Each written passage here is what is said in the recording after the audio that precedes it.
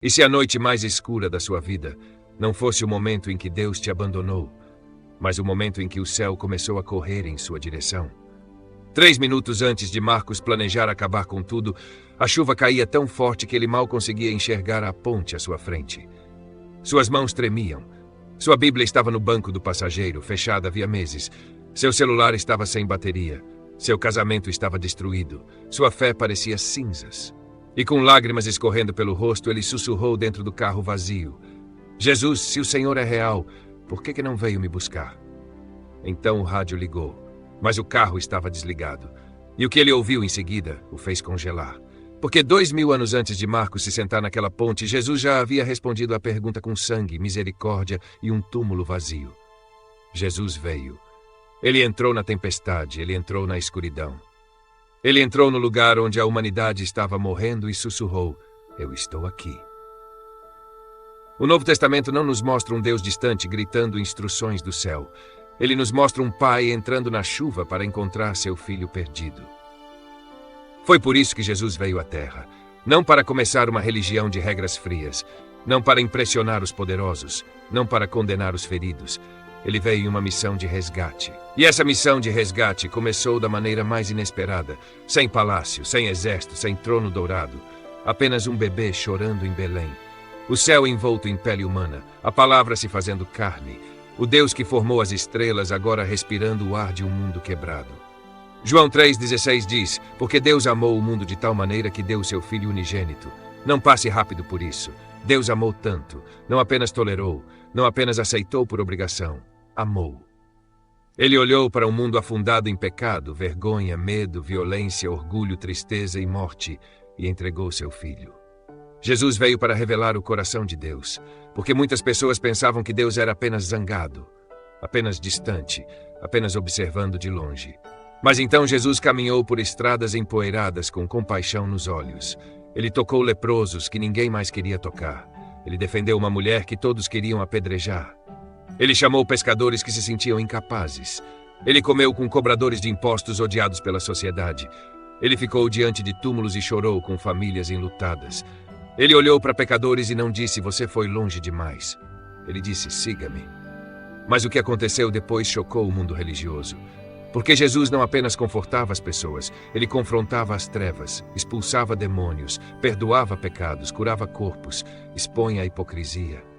Anunciava o reino de Deus, um reino onde os últimos se tornam primeiros, onde os mansos herdam a terra, onde a misericórdia é mais forte que a vingança, onde o perdão quebra correntes que a amargura manteve presas por anos, onde servos se tornam grandes, onde pessoas quebradas se tornam novas. Mas por trás de cada milagre havia uma missão mais profunda.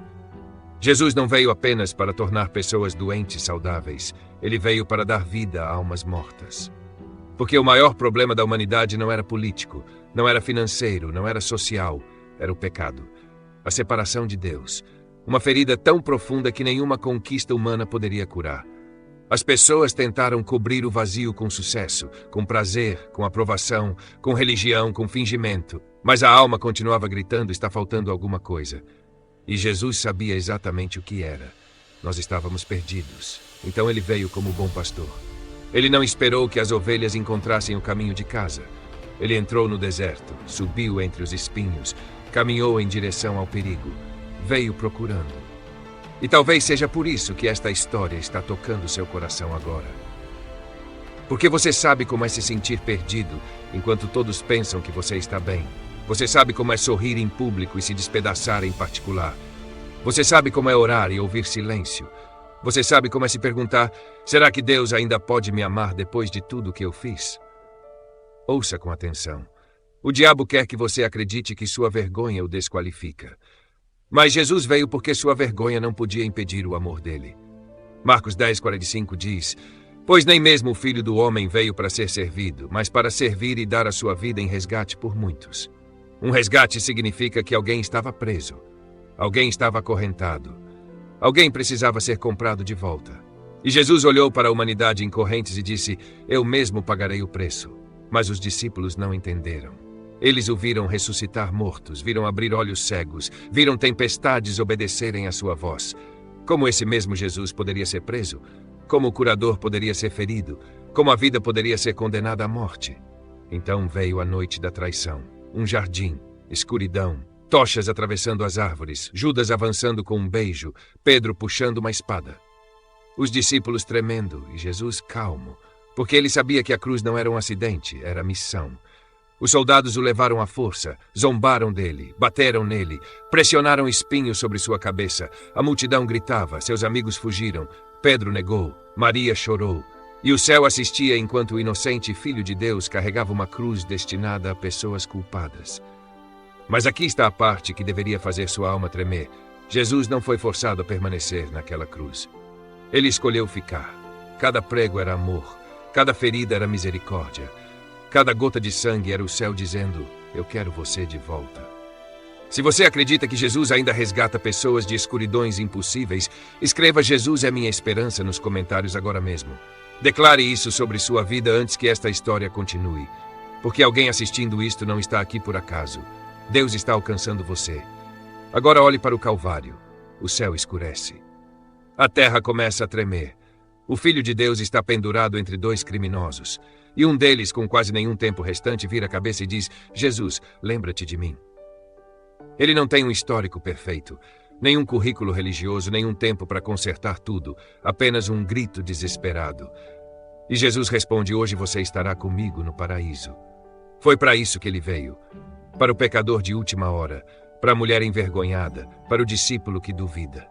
Para a irmã enlutada, para o cobrador de impostos odiado, para a mãe exausta, para o filho viciado, para a mente ansiosa, para a pessoa que pensa estar além de qualquer restauração.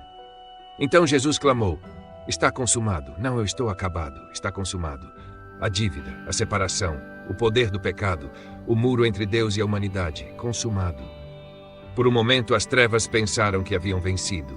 O túmulo foi selado, os discípulos se esconderam, a esperança parecia morta.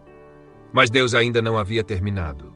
Bem cedo no terceiro dia, mulheres caminharam em direção ao túmulo carregando especiarias para um corpo morto. Esperavam tristeza, esperavam silêncio, esperavam uma pedra. Mas quando chegaram, a pedra havia sido removida, o túmulo estava vazio. E o anjo declarou, ele não está aqui. Ressuscitou. A morte perdeu, o pecado perdeu, o inferno perdeu. Jesus ressuscitou. E essa ressurreição não é apenas uma ideia cristã. É o anúncio de que a escuridão não tem a palavra final. Sua depressão não tem a palavra final. Seu fracasso não tem a palavra final. Seu passado não tem a palavra final. Seu diagnóstico não tem a palavra final. Seu luto não tem a palavra final. Jesus tem. E agora voltamos para Marcos. Ainda sentado naquele carro, ainda encharcado de lágrimas, ainda ouvindo o rádio tocar, embora o carro estivesse desligado. As palavras eram simples. Deus ainda não terminou com você. Ele desabou, não um choro contido, mas um choro profundo, trêmulo, capaz de sacudir a alma. Ele abriu a Bíblia no banco do passageiro e, através dos olhos embaçados, viu as palavras de João 3,16. Porque Deus amou o mundo de tal maneira. E pela primeira vez em anos, ele não leu o mundo como todo mundo. Ele leu como sendo ele mesmo. Porque Deus amou tanto Marcos. Porque Deus amou tantos quebrados, porque Deus amou tantos envergonhados, porque Deus amou tanto aquele que estava à beira de desistir.